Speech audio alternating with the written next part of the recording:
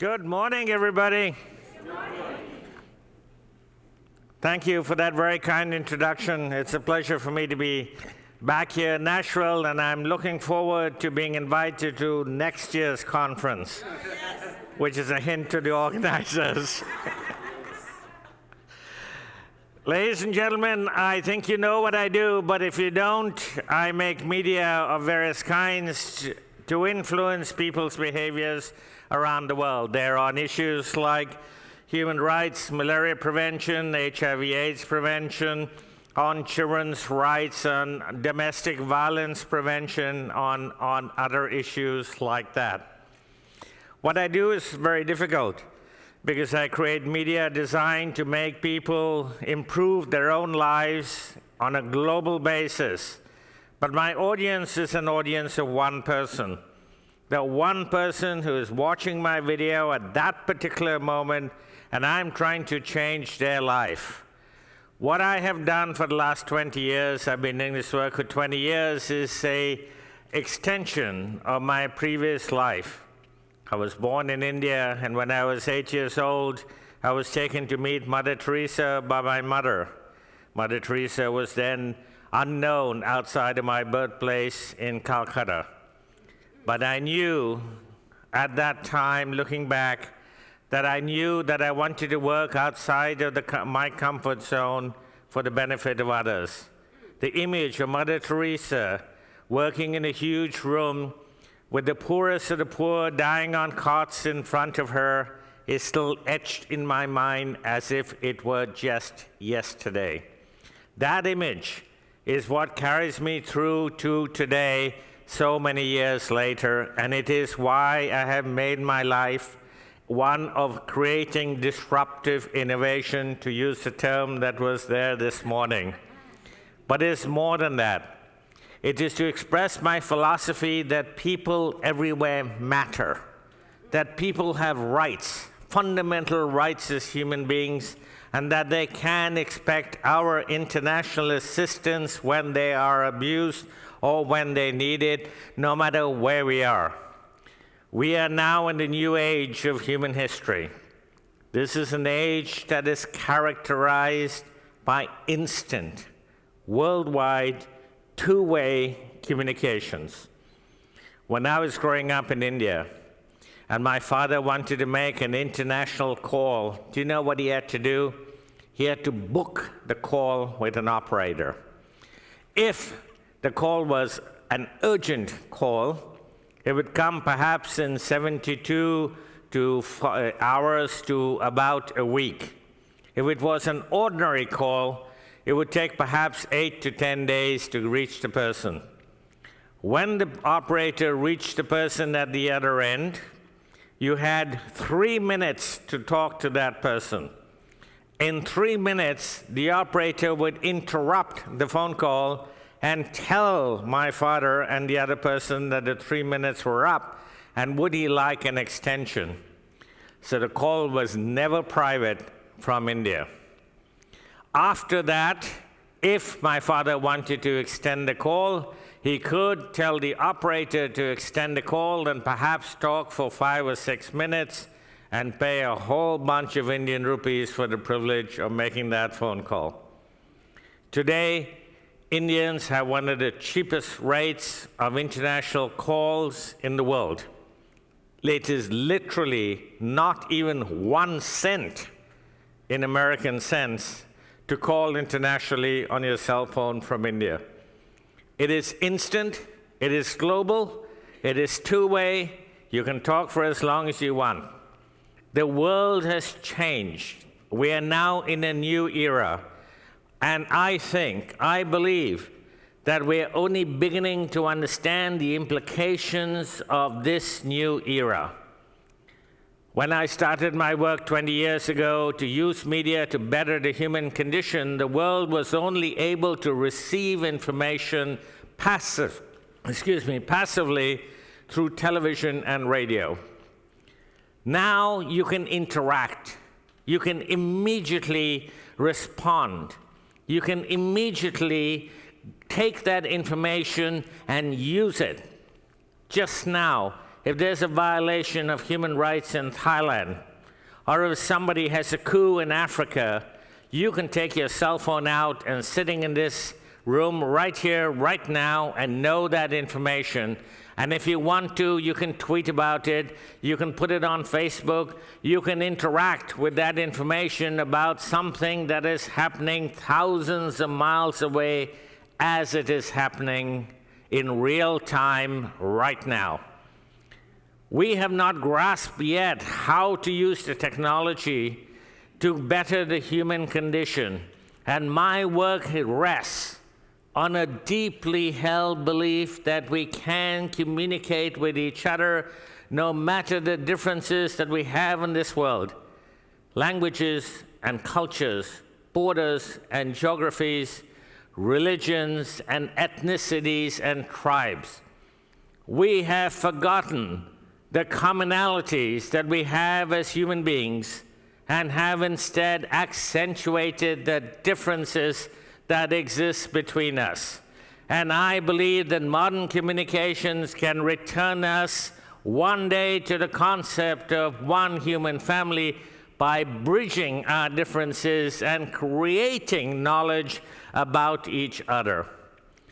If I did not believe that fundamentally and profoundly, I would not be able to do my work, which is to create animation and documentaries on these very difficult and tough issues to make a change to millions of people around the world. Why do I use animation?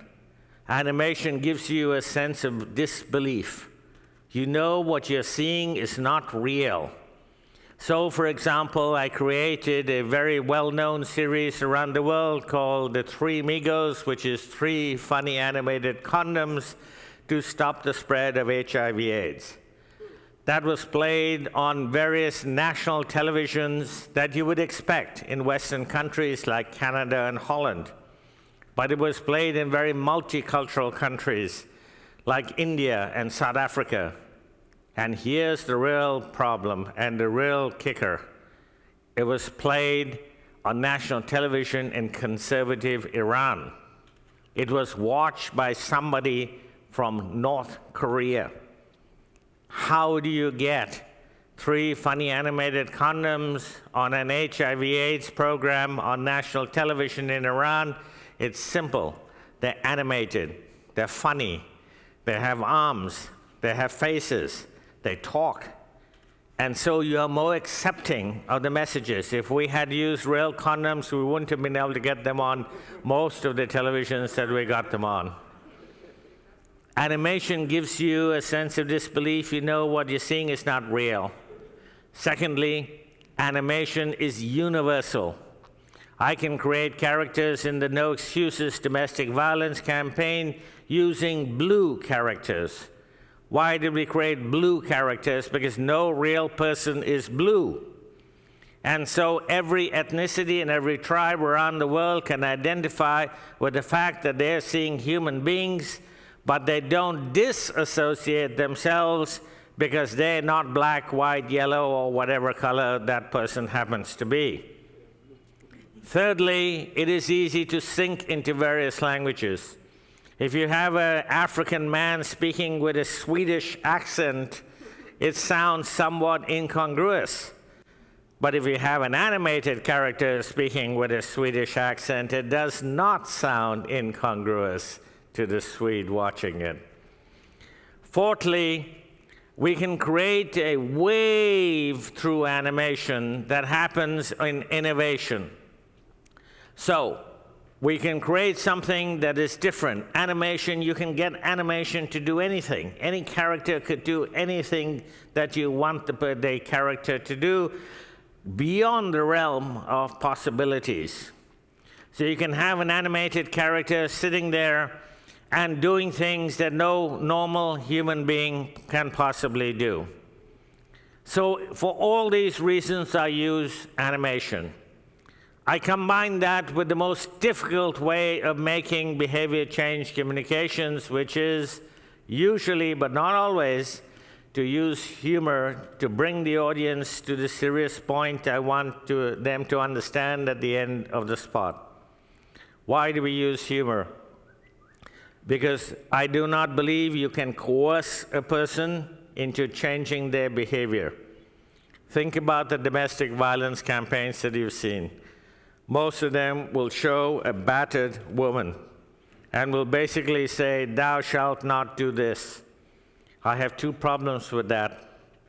First, it perpetuates the image of a battered woman. It does not, and secondly, it does not deal with the person whose behavior we're trying to reach and change, and that is the abuser and not the victim. So what is the point of showing a battered woman?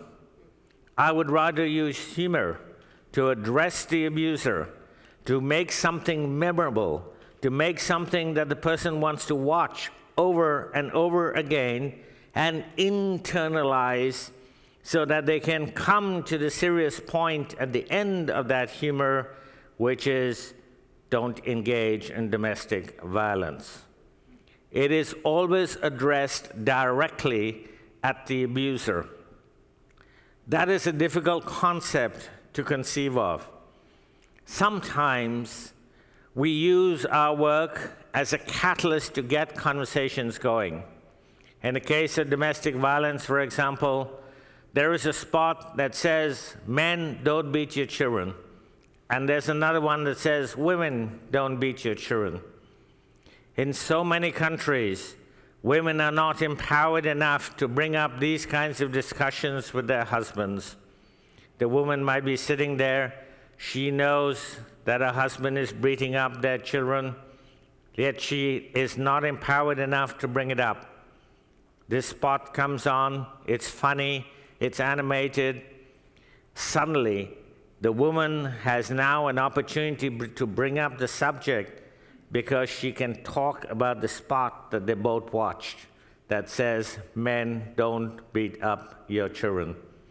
And suddenly, the woman has a way of bringing up the subject, and so what we have done is simply offered her a catalyst that empowers her as a means of bringing up an extremely difficult subject for her. Not all behavior change communications works. And I have been struggling many times with some of the work that I do, and I've decided not to engage in some of it. Between 1998 and 2004, the US Congress spent nearly $1 billion on an anti-drug campaign in the United States. The drug that they were trying to stop from being used was marijuana. Instead of stopping it, the use of marijuana has gone up in the United States. And arguably, the $1 billion did nothing else but perpetuate the idea that marijuana is widespread and in use in the United States. I'll give you an example. I spoke recently to the Bangladesh Acid Victims Association. Acid violence is one of the vilest forms of human depravity I know.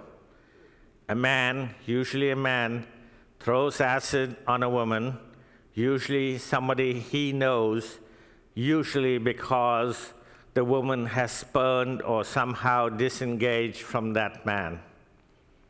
Acid disfigures a woman for life. It is horrific. The Bangladeshis asked me to create a campaign to stop acid violence. I have never done it because I don't know how to create a campaign to be watched by millions of people without spreading the knowledge that there is something called acid violence and that you can actually disfigure a person using acid. How do you do it? I don't know how to do it, and I've never done it. Yet that is a good example of where behavior change, if it is done extremely well and extremely carefully, can make a difference. My work rests on this belief that everybody can be communicated with, that everybody can change their behavior, that everybody is able and susceptible to being reached. There is no person on this planet anymore, if they want to be reached and if their government allows them to be reached, cannot be reached. Yet we have not always used behavior change communications to the best use. And the best example and most recent example I can think of is the Ebola crisis last year in West Africa. Some of you already saw the first Ebola animation video that UMCOM and I produced together and got out in 17 languages in West Africa during the height of the Ebola crisis last year. That one was designed to contain the spread of Ebola while it was happening. I am now engaged in creating 2 more Ebola videos, which I will come to in a minute.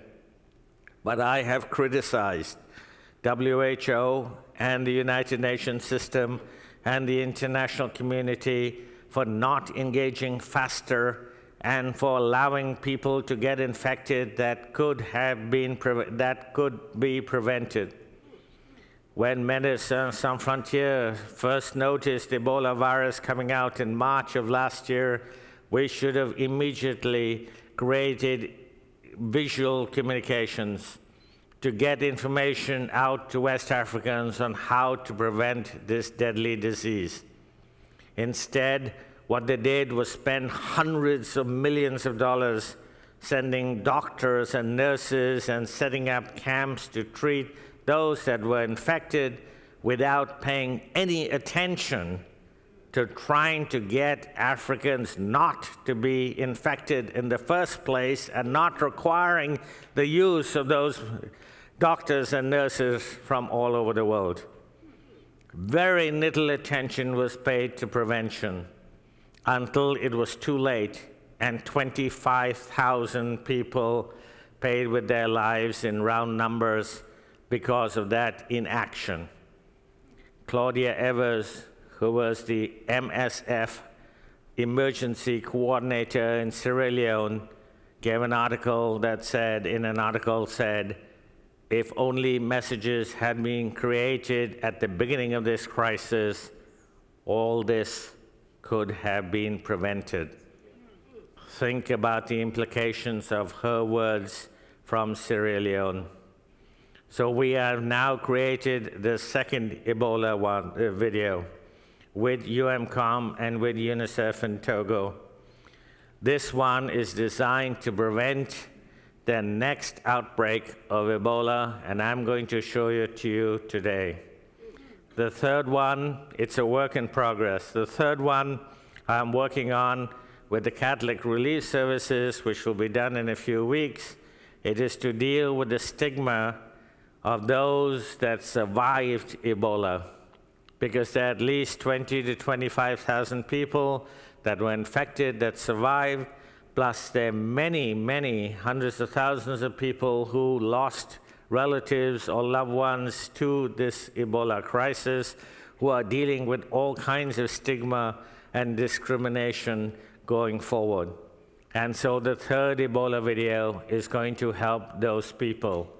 But I'm going to show you the second one, which is a work in progress. We have just redone it yesterday as a result of some required changes from UNICEF in Togo. It's wonderful music, which is sung by Angelique Kidjo. I don't know if you know who she is, but she's a Grammy Award-winning singer from the country of Benin in West Africa, and probably the most gracious ambassador, goodwill ambassador from West Africa that I've had the privilege of working with. So I hope you enjoy this Ebola video, which we're showing for the first time. I want to end by urging you to continue your work. The great truth of the human experience that I have discovered is that being kind, caring, and generous are the best things you can do for yourself. So I'm asking you to continue your work, not just for the others that you will help, but for your own well-being. Thank you very much, and here's the Ebola video.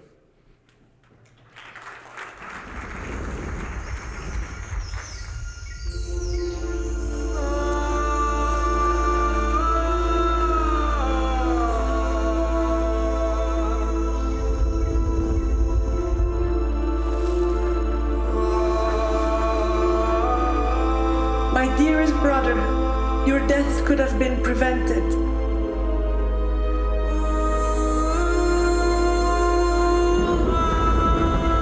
But we did not know how to avoid this illness, Ebola. I miss you so much.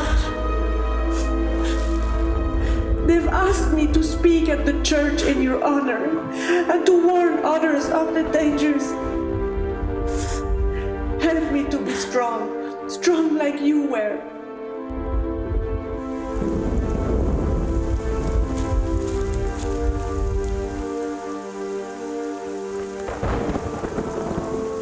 What do I tell you if you've never seen this sickness, never seen the signs, never seen what terrible things this Ebola can do to those we love?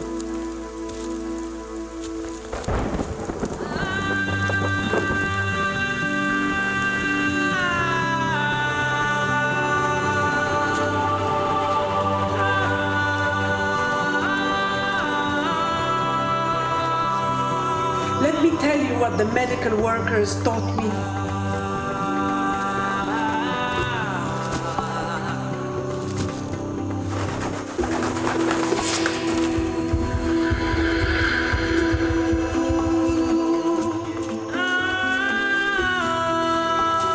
Ebola is a virus animals carry. It jumps from animals to humans. Do not touch or eat bushmeat. Also, do not eat unwashed fruits that bats or monkeys have eaten and left their saliva on.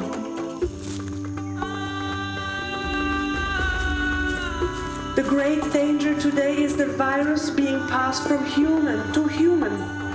Good hygiene can protect us. Always washing your hands before and after having touched people or animals, and before eating, is our first line of defense against this infection. Please regularly wash your hands with clean water and soap.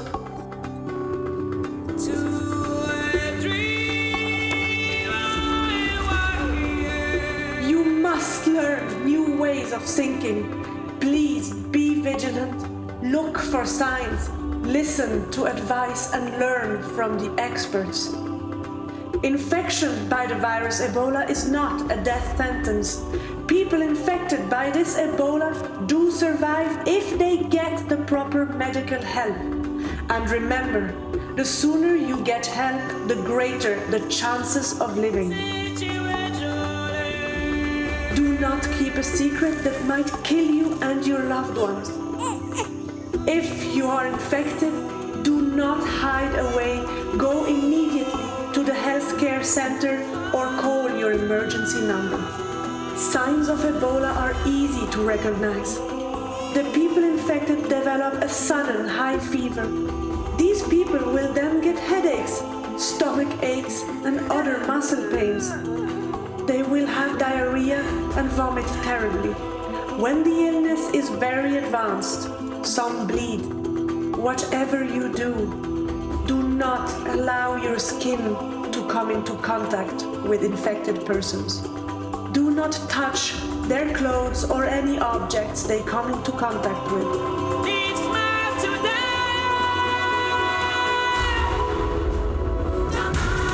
My late brother taught me the power of honesty and courage. He knew this virus thrives on secrets. I live to honor his memory. My suffering has taught me that it is better to prevent than to endure. We can fight against Ebola. Together we can overcome.